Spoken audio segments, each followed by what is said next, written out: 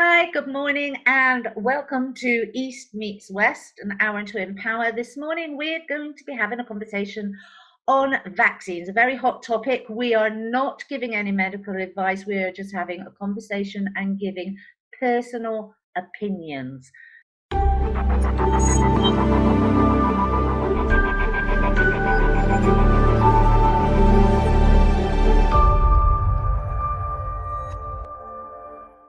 Good morning, Nazreen. How are you? Hi, Claire. I'm good, thank you. And how are you? I'm fine. I'm fine.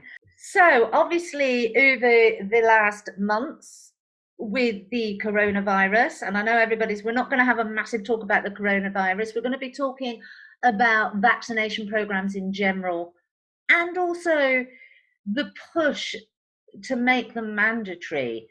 Should governments have the right to tell us how to care for our own health, what to put into our own bodies, and how to move forward in the future?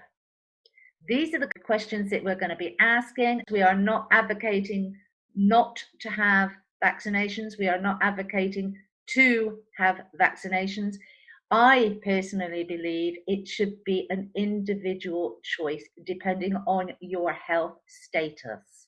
Right. What do you think, Nazreen? I totally agree because, look at patients when they go into the hospital and they ask when they're really sick and they request a DNR, do not resuscitate. I mean, it's their right. Same thing should be happening with to vaccinate or not, because it's a personal choice, like you said. Yeah, yeah.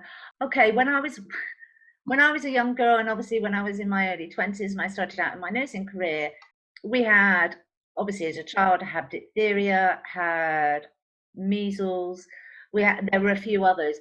But if I'm speaking correctly here, those were naturally generated vaccines, whereas now most of them are synthesized. Yeah, is that correct? Yes, they used the virus or the bacterium to attenuated form of the virus or the bacterium, and then they injected it into the system so that you have a mild reaction to it, and then you activate your own immune system to react naturally. And the other thing that makes me very wary these days are every year the flu virus. Now I know for a lot of people that have existing medical conditions, the flu vaccines are very good.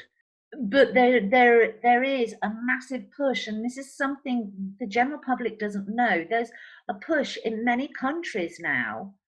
It is become mandatory for healthcare workers to have it. If they refuse to have it, then they don't get employment. The get out clause, I know the get out clause in England, they don't actually state that it's mandatory, but they push and make you feel very bad for not having it. And the get out clause in England is to say that you have an allergic reaction and then your department manager backs straight off. So that's a very interesting point, because obviously you come into the fields of litigation. So the instant that you say the last time you had an allergic reaction, they obviously don't want to take responsibility. That, for me, rings an alarm bell. I'm going to be honest, it rings an alarm bell. When you've got healthcare professionals that back off immediately if you say allergic reaction. And when I was nursing, and I know I'm old school and I know I've been out of it for a long, but we used to have 5 years clinical trials before any vaccine was actually given. And yet there's a new one every year now. How does that work? How does that function? It's interesting because, like you said, flu virus changes, it mutates. So what they give is they try to come up with a vaccine, an updated vaccine every year to give to the general public. And I don't think they make enough testing and trials before they approve of the vaccine. Flu vaccine is changing. It changes every year. It's an annual vaccine. It's not like other vaccines where they do tests and trials. And the part you said about allergies, and they cannot give, for example, flu vaccine to people who have who are allergic to eggs. And they, like you said, they don't do enough testing, and a lot of people fall sick. I've seen people take the flu shot and suffer from severe symptoms of flu. One friend who said, like, I was given strong version of the flu virus, and I was about to die. It's this is how bad it felt for her. So Yeah. um, Yeah, and obviously with the coronavirus at the moment, every country in the world is saying we need to make a virus. We need to make a virus. No, we don't need to. They've already done that. Oops, sorry, slip of the tongue there. Personal opinion. yeah. They need to make a vaccine, Uh-huh. and it causes me a lot of concern because one, they do an awful lot of now. Electronics and health seem to have become combined. We've seen it on the news. We've seen it on with lots of the governments. They're wanting people to download tracking apps.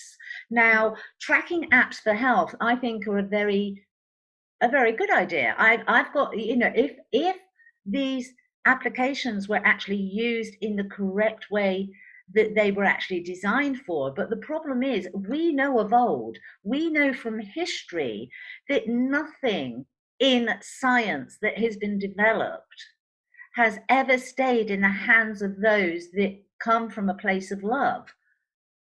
It always comes from a place of manipulation power. And I'm sorry if there will be people out there that disagree with me, but we have history to look back on. This is just not me being a paranoid conspiracy theorist mongerer. This is history. Go back to your history books, look at what's happened. The atomic bomb, although it wasn't developed for a bomb to begin with, but the science of atomic energy was to build a better future for humanity. But the first thing it was used for was to kill. Mm-hmm. And this is where I won't say fear, because I don't have fear, because I do believe that we are enlightened and there's enough of us awake now to actually stop this from happening. But there is a concern that people are going to download these apps, or people are going to take these vaccinations, and there's lots and lots of literature out there at the moment that this new vaccine will contain a chip.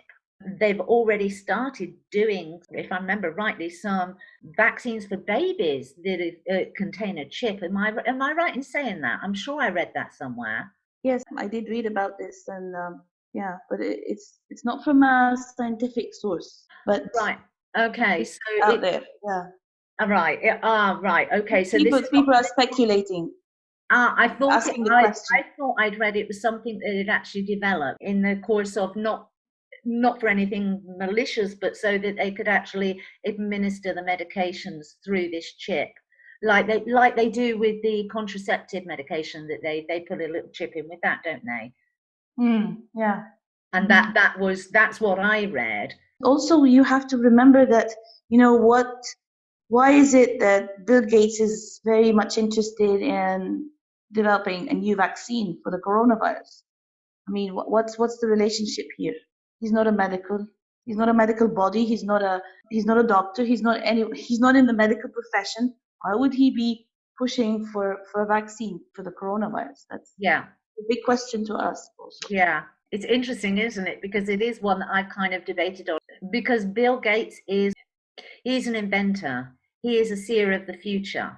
Okay. But I've never actually met him personally. I've never had a conversation to be able to personally assess his character, whether he's on the side of good or on the side of darkness, whether he's on the side of light or whether he's on darkness. So I can't actually make that opinion. But yeah, it's a really good question.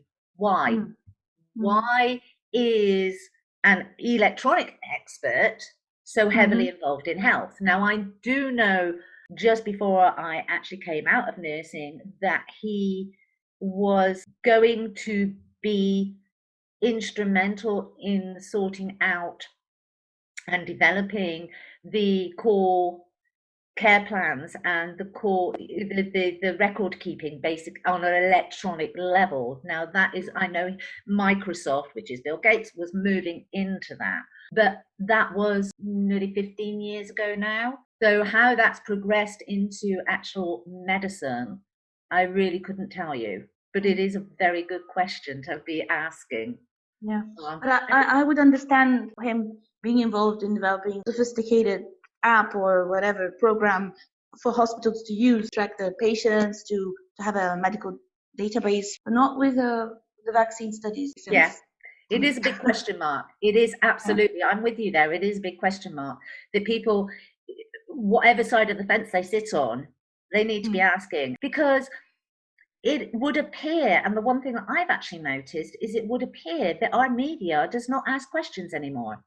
Mm. They give out a lot of information day in, day out over the numbers, over what we should be doing, that everybody's going to try and make a vaccine and we should have a vaccine and we should be downloading these apps, but nobody's asking any real questions. And that, for me, I've noticed it for many years, but with this whole pandemic, it is just so in your face. Mm. Yeah. Reporters do not appear to be reporting anymore. They do not appear to be doing any investigative work anymore. They Yeah. do not appear to be asking uncomfortable questions. And what I've noticed on social media is anybody who does ask uncomfortable questions are slated. And it's not, we're not asking these questions to cause even more fear or more trauma or more drama. We're asking these questions because this is our lives. If we don't ask questions about our lives, if we just allow ourselves to be led, then we don't have the right to say, actually, we're not happy with that, because we never asked any questions. That's like marrying somebody without even knowing who they are, or assessing whether you're compatible or not. Exactly. And Yeah. then saying, why am I in an unhappy marriage? I don't want to be in an unhappy marriage. I mean, it's just ridiculous. You just wouldn't do that. Yeah. You know that TED Talk show when he said about the coronavirus 5 years ago, Bill Gates, he mentioned the coronavirus and how like it was as if it was pre-planned, the whole thing. Yeah, again, I've wondered this because there were lots of, I mean, there's also been talk about that exercise that they did in New York before Christmas with the coronavirus. And, the literature says that it was a virus, it would affect X amount of people, and it would come from China. Again, if we look in the history books, if we go back to 1957, 1958, it's that again was another virus, that again was another strain of the corona. So to say that there would be a coronavirus pandemic is not really that difficult when you actually look at history.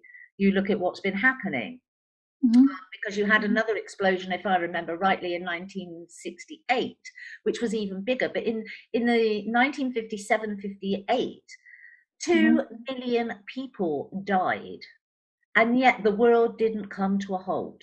This is what I'm finding very frustrating with media at the moment and decisions that are being made by politicians, because we haven't even reached, if my numbers are correct from yesterday, we haven't even reached 300,000 globally yet.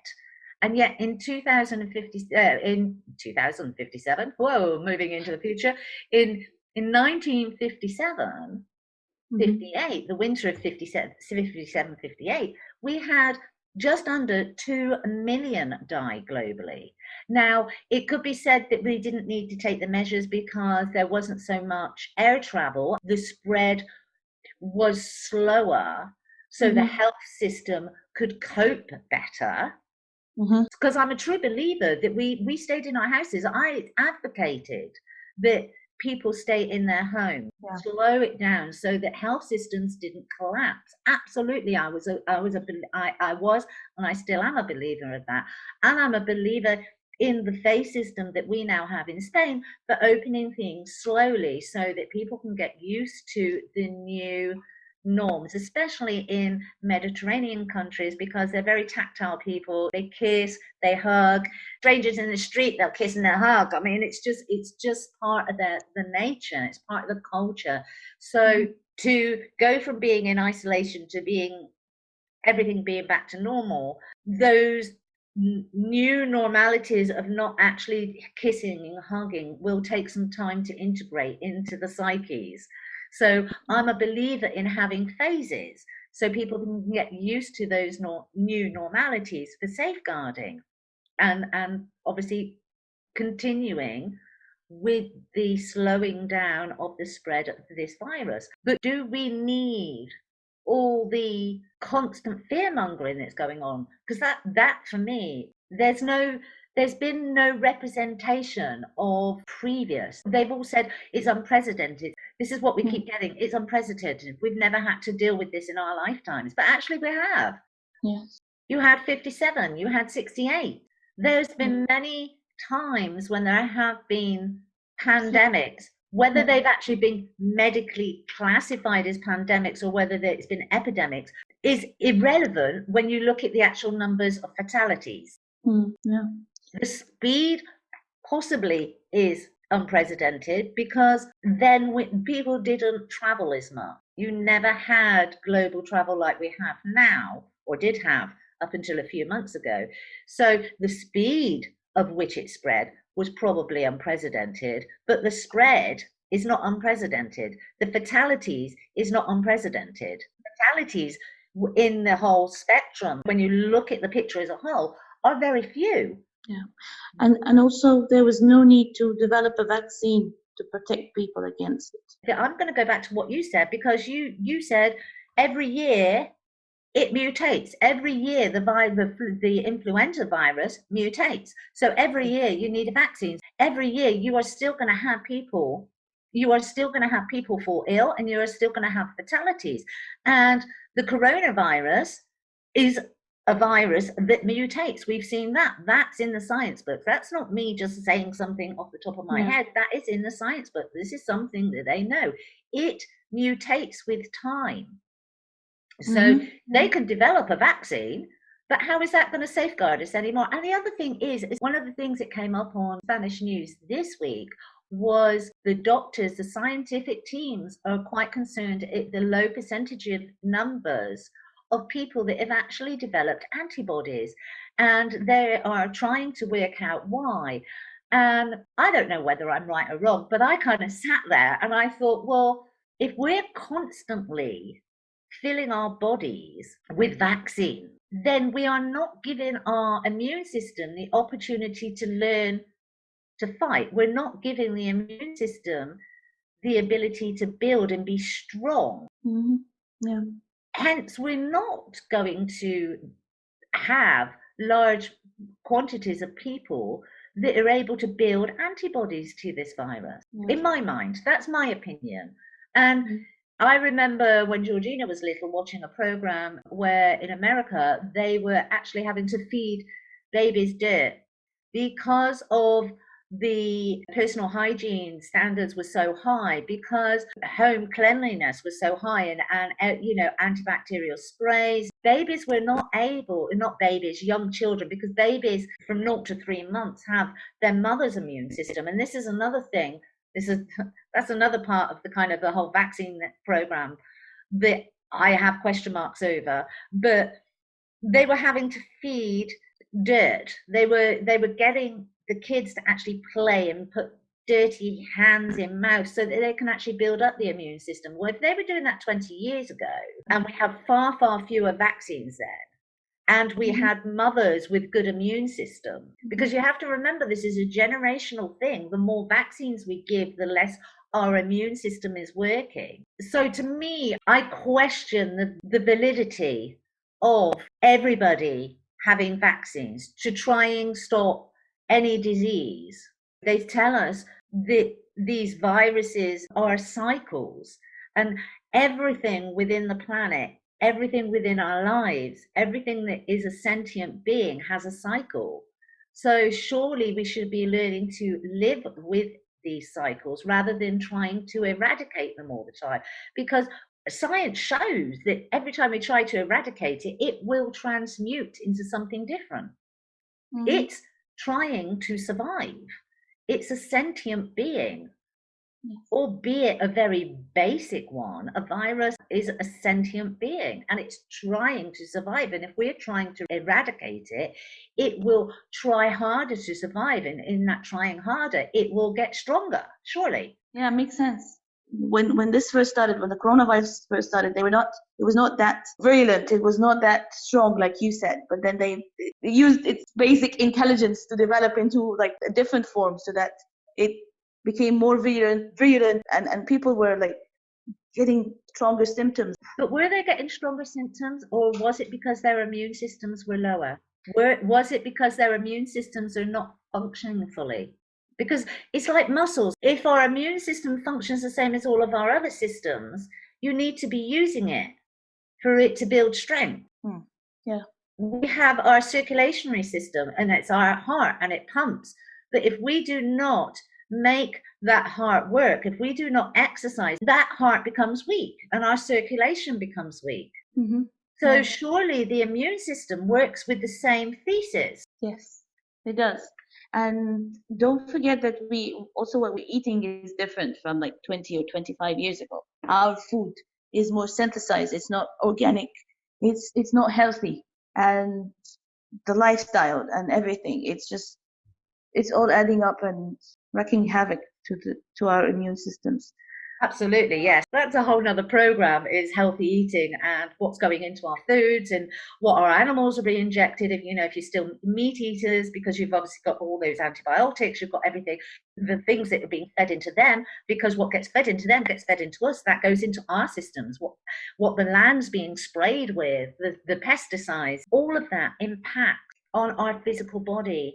And my concern is we are moving into a culture that is lazy. I'm sorry, it's lazy. We look for a quick fix. We look to somebody else for a solution rather than looking inwards and going, okay, what responsibility do I need to take here? But we don't. When we get ill, we don't go, okay, why am I ill? Have I been eating crap? Have I not been exercising? Have I been stressed? Have I not been giving myself proper sleep? No, what we do is we go, oh, I'm ill, I'll make a doctor's appointment. We never look inward. We've got a society that actually encourages us not to look inwards as well. And that, for me, is very sad, because our bodies are the most perfectly attuned machines if we actually attune to them. Mm-hmm. Yeah. And the whole vaccination programs are part of that culture. Give it away to somebody else. Give the responsibility away. Yeah. And then I have something to add here, because you mentioned something about virus being a living thing, and it's trying to survive. That we have to question, because is it a natural virus? Or is it man-made? Because if it's man-made, then it's more complicated. If this virus was man-made, then it's not going to follow the same norms of a normal virus. No. But then there is again, that's a whole another can of worms opening there, because there have been, since the Second World War, the testing and mutations and the trying to manipulate nature have been continuing. What started in Germany during the Second World War has been continuing, albeit underground, albeit it behind the scenes, but it has been continued, those programs. Yeah, I mean, it's a big question. And if this is man-made, how is a vaccine going to work anyway? It might work, because if it's man-made, then they can make a virus, because they made it. They can actually figure out a vaccine to counteract it, But if it's man-made, then surely they would have mixed several different viruses together, which they've not done previously in that particular combination. So they will not know how it is going to react, how it will actually become, what intelligence it will gain itself within that mixture. This is the dilemma. This is the I don't know. I think that this is what they're trying to figure out, if it was man-made. I also wonder, why is it that some people fall sick and they're perfectly healthy, they're young, but then they die, while others past the age of 100, they were able to survive the virus. Doesn't make sense. Okay, well that goes back to our immune system again, though, doesn't it? Because somebody who's 100 has lived through a lot of traumas. They have lived through hardship. They have lived, and they had, during their formative years, they had a healthy diet. They had a natural diet, albeit a scarce diet, because of the circumstances and the current situation within the globe at the time. Whereas younger people have not been afforded that opportunity. As you said, most of their food is synthesized, but very little of it is fresh produce. I mean, I chuckle, just diverting a little bit, but I chuckled the other day because I was in the supermarket and the vegetables were marked bio vegetables. I mean, they were bagged up in plastic bags, bio vegetables, and they were like twice the price. And I'm thinking, well, all vegetables bio. It comes from the ground. That's it's, and I was just like, what kind of idiosyncrasy are we actually living in these days? It's like, oh, I'll buy some bio vegetables. I was just like, in a plastic bag. In a plastic bag, yeah. Plastic bag. But it's these things that people aren't questioning because it's become normal, because it's become mainstream. People aren't questioning. And that, for me, is the biggest concern. The virus doesn't scare me. I feel for those people that have been infected. I feel for those people that have lost loved ones. I have compassion and I send them love. But the virus, for me, is not my biggest preoccupation. It's the mentality around it. It's a lack of clarity, I think. It's like people are being led unquestioningly, and it's almost like the Pied Piper. No, it's and that for me is just I kind of I'm on the verges and I'm thinking, can you not see what's happening? Can you not see this? That is where my frustrations and concerns come in. I don't have any fear of the virus. I'm healthy. I eat a healthy diet. If I get it, then I'm sure it will be very uncomfortable, like any virus is. You know, if you really get flu, I mean, I know most people say, oh, I've had the flu this year, but what they've had is a bad cold, albeit they've been in bed for 2 weeks. But real influenza is horrible. It's absolutely horrible. It's very, very unpleasant. And from what people that have recovered from this particular virus have said, is it's 10 times worse than that. So I do have compassion for those people that have gone through that. Do I fear it? Am I going to lock myself away? No, I'm not. Am I going to take precautions? Yes, I am. I'm not going to go, hey, come and get me. Absolutely not. I'm going to keep my distance from people. I'm going to wear a mask whilst I'm in highly populated public places, but I'm not going to stop living my life because of it. I've been in quarantine, or lockdown as they call it. We had 8 weeks of it, and I did that not because I was frightened of going out, but because the health service needed it. They were collapsing under the pressure of the work, and we needed to slow down the contagious rate so that they could actually function and do the work that they needed to do. So all of that, yes, but I've got no fear, but I do have worry and preoccupation over watching people just go down this tunnel following the Pied Piper without questioning a single thing. And don't you find the discrepancies, the CDC, the WHO, what they're telling us as the general public, absurd? Because one day they say no need for masks, and now it's mandatory. Yeah, I think there's a lot of going on, a lot of miscommunication. There's been, I mean, we've had it. I've watched the news over the week, the commentary, and the girl says, can we watch the news without commentary? I mean, I only watch it once a day anyway, but it is inconsistency. There has been lots of inconsistency. Now, that can be said that that's down to people being under a lot of pressure, under a lot of stress, governments. I mean, I don't agree with a lot of the policies that have been made, but in the same breath, I would not want that job for all the money in the world, because it is the hardest position. It doesn't matter what you do, you're never going to be right. There is always going to be somebody that comes up with a smart aleck idea that you just were too tired to think of. So, and then you're a bad leader. So from that aspect, it's not a job I would want at all. But there have been lots of inconsistencies, and this goes back to when I said to you, where's the reporting in media these days? Because reporters should be picking up on that. They should be picking up on these inconsistencies, but instead they've just been spewing it out. As you said, 1 minute we wear a mask, the next minute we don't wear a mask. I mean, as a nurse, there are very few masks that safeguard you. Most of the masks that people are wearing and can get their hands on from pharmacies and things stop you passing on. Those masks do not stop you receiving, should anybody cough without a mask in front of you.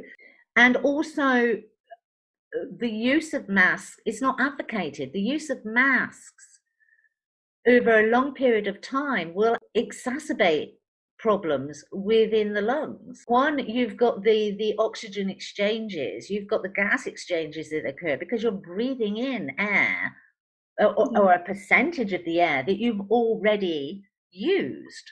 So that's one factor. And the other factor is you've got a nice moist area for bacteria to breed that you're inhaling. Exactly. It's right in front of your mouth. You take a nice deep breath in. Any bacteria that has been reduced because of that moisture, because of the warmth, goes straight down into your lungs. It was interesting to see that nobody was actually saying that until I think it was last week when a female doctor came onto the WHO and actually came out and explained that to people. But yeah, some governments, 1 minute they're saying you've got to wear a mask, then they say that you don't have to wear masks. It's interesting as well that I don't know about other countries, but here where you're doing exercise, originally they said you had to wear a mask when you're exercising. Well, when you're exercising, that's when you need the purest of oxygens, not the least of oxygen. And I'm kind of like, really? Are you wanting people to just drop down? I mean, it's just beyond belief. It happened to me last week when I was just walking, it's just a 20-minute walk to the supermarket. And I was like, I was out of breath. I couldn't breathe. And I had to take it off because I was actually out of breath. I was like, feeling dizzy, out of breath. I was like, this is too much. Yeah. Especially when it's hot and humid. Yeah. You cannot breathe well. Exactly. And that is not because you're unfit. That is because you are not getting the proper gas exchanges. You are breathing used air. It's beyond belief, some of the information that's going out there. Now, are there areas, are there situations where you should be wearing a mask? Yeah, there are. I do believe there are. As I said, in highly populated places like public transport, train stations, bus stations, on the train, on the bus, on an airplane, airports, where you've got high concentration of people and you don't have the luxury of space between you. Anywhere like that, I advocate wearing a mask. I advocate everybody wearing a mask. But exercising, going for a walk, being on the beach, they have now changed the policies, but it is those inconsistencies. And okay, as I said, when you're in politics, when you've got a crisis like this going on, because you've got the health system, you've got economy, you've got policy making, you've got so many aspects that we as a general public don't even involve ourselves in going on. So mistakes can be made, decisions can be made with good intention, but actually they were completely wrong. So from that side, I get that.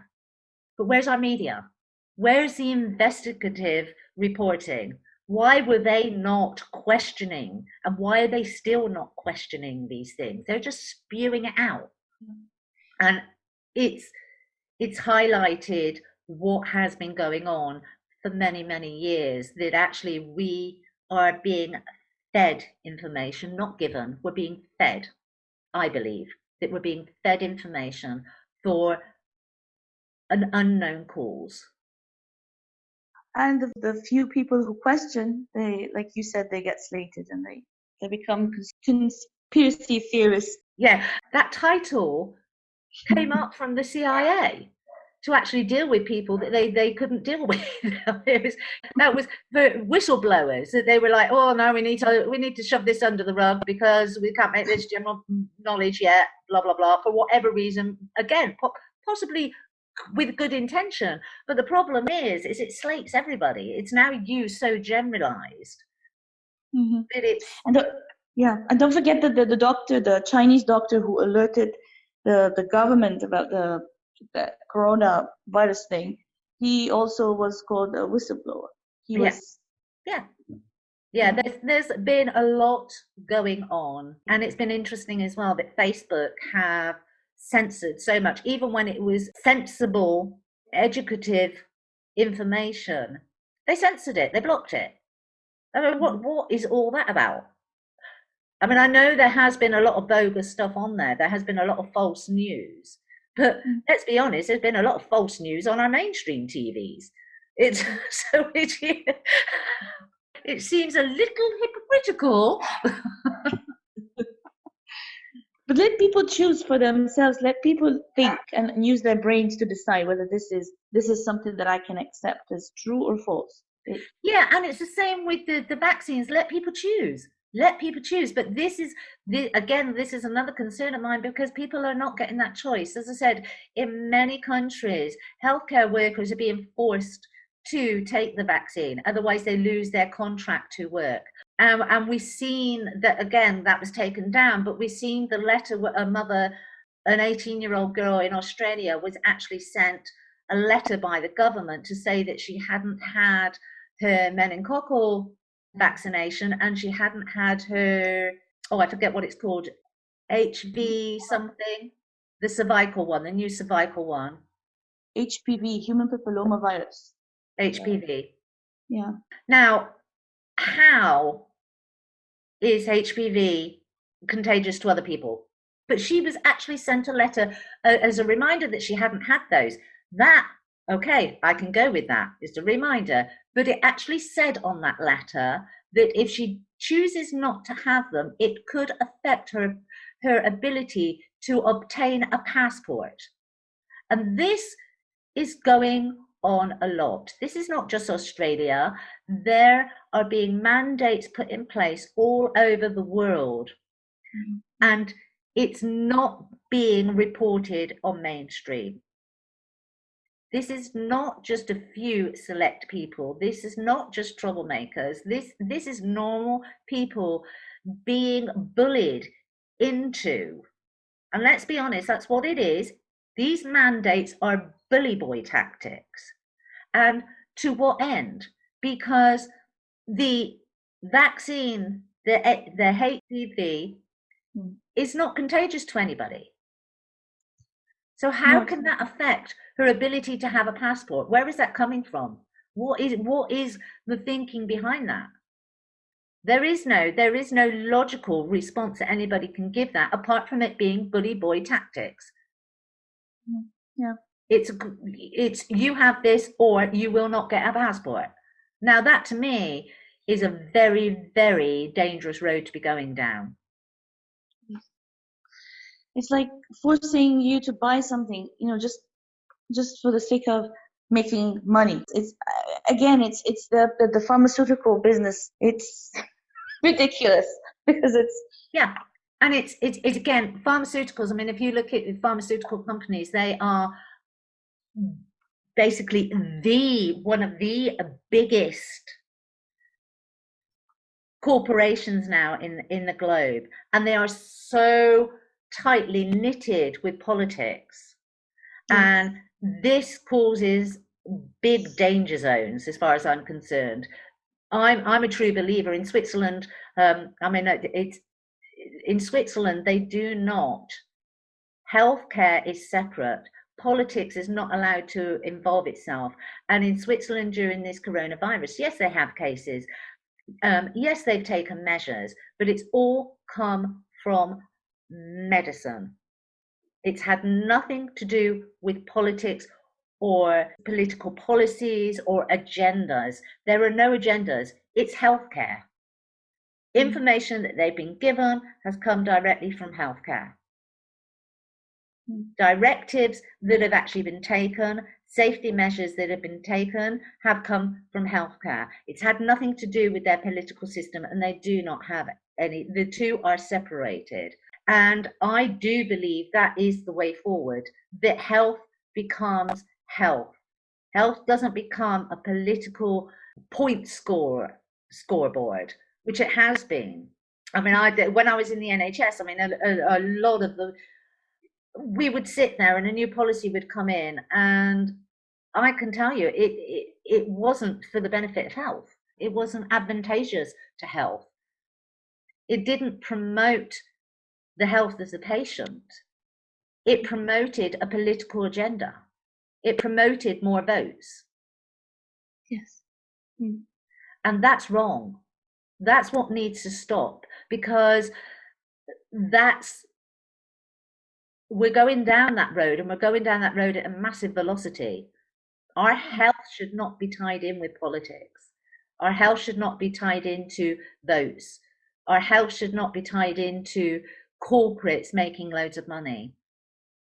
Our health should be with healthcare professionals that have actually trained, that swear an oath to do no harm, and actually teach you to take charge of your own health, actually have the time and the resources to teach you how to eat properly, to teach you how to exercise properly, to teach you how to care for yourself, and as a last result, give you medication. Yes.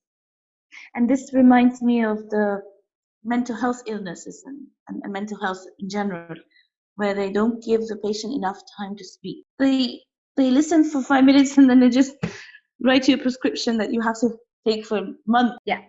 Now you've got two sides of the coin there. One, you've got doctors that aren't given sufficient time to be able to do the job that they would like to do, because because it's within the political realms, it's underfunded, under-resourced, and they don't have the time.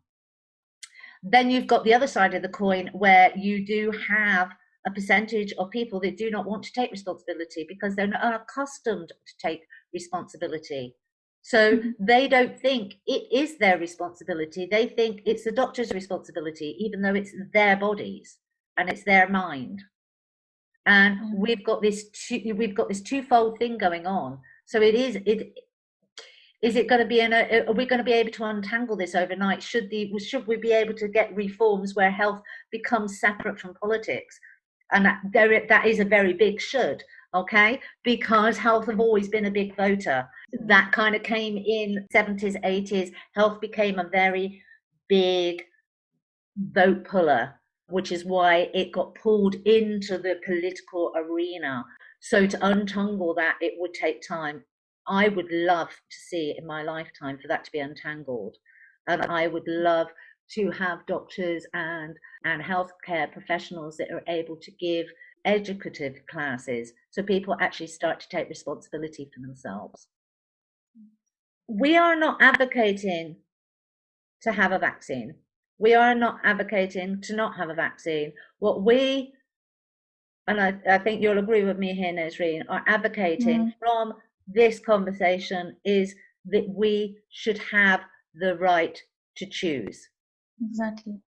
Well, that's all for today, folks. Thank you for joining us. Please leave your comments and tune in by subscribing on An Hour to Empower, East Meets West. Bye for now.